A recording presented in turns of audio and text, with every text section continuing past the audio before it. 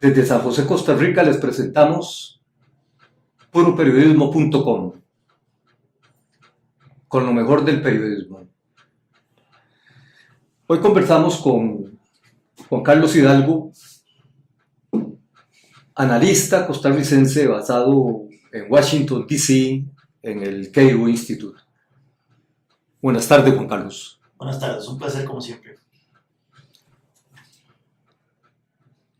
Del ámbito local, ha llamado particularmente la atención a la opinión pública la fuerte crítica que has hecho al caso de una llamada de un magistrado de la Corte Suprema de Justicia a un dirigente de un gremio de los taxistas.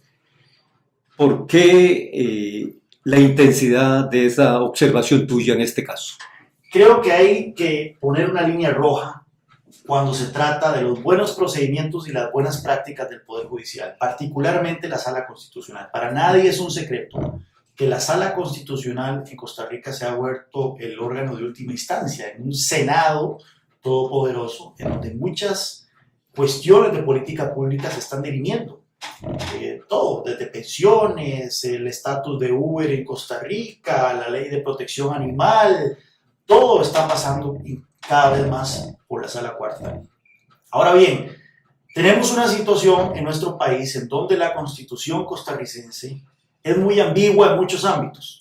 Hay un artículo que dice que la propiedad privada es sagrada, pero hay en temas de interés público se pueden hacer excepciones. Y así hay muchas cosas. Hay una cuestión que dice los monopolios son inconstitucionales, pero después otra parte dice que el Estado puede organizar la producción y redistribuir la riqueza. En fin, es una constitución muy ambigua que le da mucha discrecionalidad al magistrado. Entonces el magistrado se ha vuelto básicamente un legislador, en donde dependiendo de su vocación ideológica, dependiendo de su vocación de cómo ve el mundo, decide grandes temas de interés nacional sin haber sido electo popularmente. En este caso en particular, me preocupa mucho lo que me parece que está ocurriendo, y es que conforme vemos un mayor entrabamiento en la Asamblea Legislativa, grandes temas nacionales se están dirimiendo en la Sala Constitucional. Y los grupos de presión están tomando nota. Y ya saben que en lugar de ir a presionar a cuesta de moras, tienen que ir a la Corte a hacer manifestaciones, a presionar a los magistrados. Entonces, bueno, esto ocurre en todas partes. En Washington, D.C., uno basta darse una caminata por la Corte Suprema de Justicia y ver protestas todos los días afuera de la Corte Suprema de Justicia sobre aborto, sobre matrimonio igualitario, sobre el derecho de la EPA para regular el ambiente, etc. Lo que usted nunca ve es un magistrado saliendo a reunirse con grupos de presión, a comprometerse con los grupos de presión, a emitir una sentencia en un plazo dado y a pegarles una llamada para avisarles cómo está el estado de la sentencia. Esas cosas simplemente no se hacen. Ahora, no hay un poquito de exageración en el análisis que haces cuando advertís en un reciente comentario de que se estaría en la eventualidad de favorecimiento a grupos de presión en el país desde el Poder Judicial? Cuando yo escribo en La Nación la primera columna y yo digo, esto no se hace, el magistrado Cruz me contesta a las 2 semanas y dice, fue un caso excepcional. Y fue un caso excepcional debido a las 2 protestas multitudinarias que nos hicieron en la Corte. Básicamente él está diciendo, hicimos una excepción, es un caso excepcional, hicimos una excepción a partir de una manifestación de fuerza. Entonces, la señal que está mandando el magistrado es a los grupos de presión, si ustedes vienen a hacernos manifestaciones de fuerza aquí a la Corte, vamos a hacer excepciones a los procedimientos. Y ese es un mensaje que se está mandando desde la Corte Constitucional. Y es por eso que yo creo que al magistrado Fernando Cruz, no solo yo lo he criticado, ha sido gente de la sociedad civil, y basta ver los comentarios en internet a raíz de mi columna y otros comentarios que se han hecho, de que la gente efectivamente notó que ahí se cruzó una línea que no se debió haber cruzado. El magistrado no está para reunirse en grupos de presión, no está para prometerles sentencias expeditas y no está mucho menos para estarle pegando llamadas de cortesía para decirles cómo está el estado de la sentencia. ¿Por qué usted califica lo ocurrido como lo actuado por el juez, por el magistrado, como un acto político, Juan Carlos? Bueno, porque reunirse con un grupo de presión y prometerles fallar hacer un fallo en un tiempo determinado, eso es un acto político. A final de cuentas, todos tenemos que hacer fila. Sabemos de que hay una gran cantidad de casos haciendo fila en la sala constitucional y en todo el proceso de justicia costarricense. Alguna gente tiene que esperar años por una sentencia. Y entonces, no le satisfacen las explicaciones del magistrado. No me satisface la explicación del magistrado diciendo este es un acto excepcional debido a la manifestación de fuerza que nos hizo un grupo de interés. Eso significa un acto político del magistrado que no, acordemos cuál es la imagen de la justicia. La imagen de la justicia es una mujer con las vendas tapadas. Aquí no es una mujer tapada con una venda y levantando el ojillo, viendo si es un grupo de presión, haciendo fuerza para que una sentencia se emita en un tiempo dado. Y eso para mí ya manda una señal sobre la politización de la judicatura costarricense. ¿Por qué no le satisfacen las explicaciones del magistrado? Precisamente porque él confirma mis temores, en el sentido de que él llamó a una parte interesada para informarle sobre el estado de la sentencia, una parte afectada, ni siquiera eran las partes principales. Recordemos que las partes principales eran los diputados Soto Guevara y Natalia Díaz del Movimiento Libertario y la Asociación de Consumidores Libres. No fue a ellos a los que lo llamó para decirles cuál era el estado de la sentencia, de una parte secundaria, decirles, señores, esto está así. Dijo el magistrado Cruz de que la información que le brindó a los taxistas era información pública que estaba en un acta y el expediente judicial, pero si uno ve el expediente judicial, dicha acta fue incorporada hasta el 23 de enero, horas después de que saliera a la luz pública la llamada de él a este gremio. Es decir, durante un mes los grupos de presión tuvieron información sobre el estado de la sentencia que las partes principales no tenían. Entonces, claramente, ante la luz, o sea, basta hablar con un abogado y preguntarle, ¿qué pasa si usted llama mañana a un juez a preguntarle el estado de la sentencia? Le suspenden la licencia inmediatamente del colegio de abogados. Es una cosa que no se hace. Usted dice en el comentario que estamos valorando que la imagen de probidad e imparcialidad del juez queda mancillada. ¿No es muy grave esta aseveración de su parte? Bueno, ante mis ojos ha quedado mancillada, pero basta con ver los comentarios que yo he leído en las redes sociales a raíz de estas dos columnas que yo he publicado, e incluso basta meterse en el sitio web de La Nación y ver la réplica que el magistrado me hizo y ver los comentarios en esa réplica. La gente casi que unánimemente ha dicho, señor magistrado, usted cruzó una línea que no se debe cruzar. Usted no puede llamar a una parte interesada a comentarle cómo está la sentencia. Y bueno, también esto está casado a las manifestaciones que el magistrado Cruz y otros magistrados, como el magistrado Ginesta, han dado en otros casos, como es el de las pensiones de lujo, donde ellos se han puesto la camiseta de parte interesada y al final de cuentas jueces de los casos como las pensiones de lujo, en donde van a tener que determinar la constitucionalidad de temas que los afectan a ellos de manera muy personal. Juan Carlos, más allá de las reacciones en las redes sociales, ¿ha tenido otro tipo de reacciones a raíz de sus comentarios? Bueno, yo me guío por los comentarios en redes sociales porque no estoy en el país y eso es lo que he podido ver. Me llegan comentarios por correo electrónico, me llegan comentarios por llamadas y demás.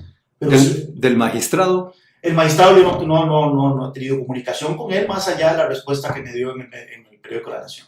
¿De otros miembros del Poder Judicial?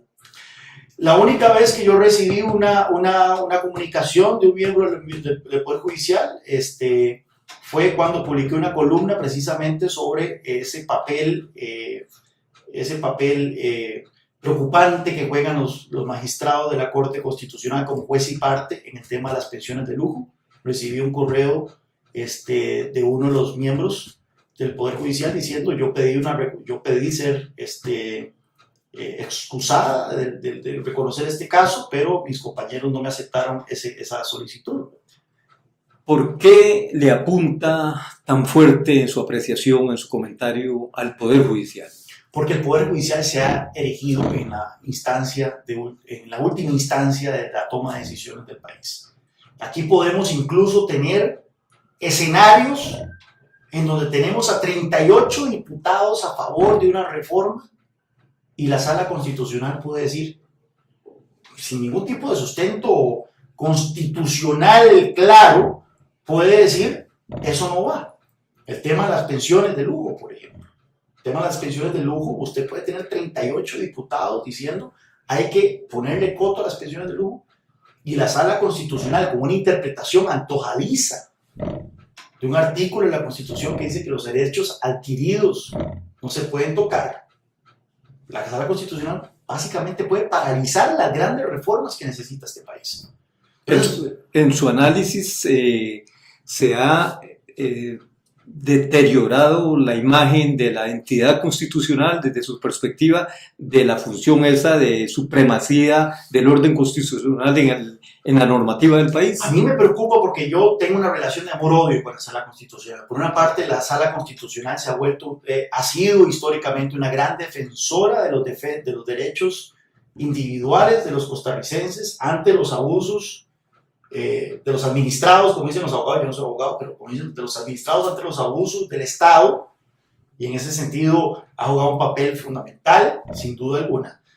Pero ha habido un cambio en la jurisprudencia, principalmente a partir de la muerte de don Rodolfo Pisa Escalante, en donde la Sala Constitucional empieza más bien a convertirse en un defensor del status quo y en un defensor de los privilegios que vemos muchas veces en el sector público. Y es ahí en donde me empieza a preocupar eso. Eso no es bueno para usted. Para mí eso no es bueno. ¿Por qué? Y más que nada, porque el país está llegando a una situación de un punto de quiebre financiero.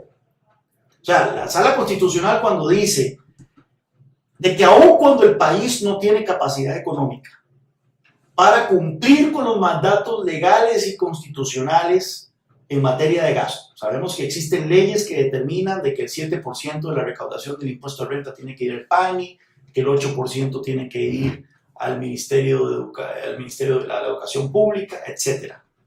Cuando la Sala Constitucional, viendo las pensiones y demás, cuando la Sala Constitucional, viendo la realidad financiera del país, cuando tenemos que por cada colón que se gasta, 46 céntimos están siendo prestados. Y dice, no, esto hay una jurisprudencia que dice que el gasto social es intocable, que incluso si usted tiene 38 diputados que determinan que hay que revertir algunas de estas reformas, ya estas reformas casi que son pétreas, a mí eso me parece que eso no está en la Constitución, me parece que eso ya se vuelve en la Sala Constitucional entonces un Senado donde básicamente está legislando a partir de concepciones ideológicas que no necesariamente se derivan de la Constitución. Y es por eso que me preocupa mucho, porque al final de cuentas es la última palabra y nadie más puede decir otra cosa. ¿Cuál es su mensaje, en resumen, para magistrados y para el Poder Judicial a partir de estas apreciaciones tan específicas que ha hecho? Para los magistrados tienen que bajarse esa torre de marfil en la que viven y vivir en el país en el que estamos, en donde estamos en un Titanic con dirección fija hacia un iceberg, que si no hacemos un giro dramático en el rumbo del país, vamos a chocar con ese iceberg y nos vamos a hundir. Ya vemos de que los países quiebran, los estados quiebran, hemos visto de experiencias dolorosas tanto aquí en América Latina, incluso en Europa, y si no se hacen reformas importantes que tienen al final de cuentas que pasar por la Sala Constitucional, porque ahora todo pasa por la Sala Constitucional, y que si los magistrados en esta torre de marfil en que viven dicen, mira, ni siquiera con 38 votos se pueden hacer reformas en materia de gasto. Ni siquiera con 38 votos se pueden hacer reformas en materia de pensiones, por concepciones ideológicas que no están en la Constitución, de derechos adquiridos y otras cosas. Bueno, entonces el país, vamos para el despeñadero.